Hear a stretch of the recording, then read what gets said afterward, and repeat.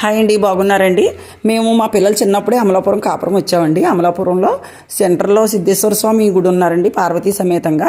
ఆ గుడి దగ్గర జ్వాలాతోరణం అండి. రేపు శుక్రవారం పౌర్ణమి కదండి. పౌర్ణమి రోజున ఎప్పుడు కూడా దానిలో నేను పాల్గొనేదాన్ని అండి. ఎందుకంటే చాలా బాగుంటుంది జ్వాలాతోరణం అంటే.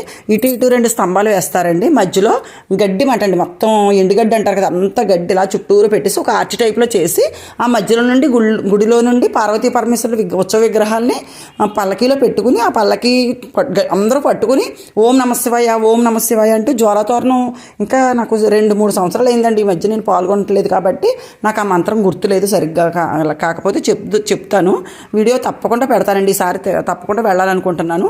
3 సార్లు అండి ఆ మంటల్లోంచే కొంచెం పైన అంటిస్తారండి నిప్పు, దానిలోంచి 3 సార్లు అటు ఇటు తిరగాలండి.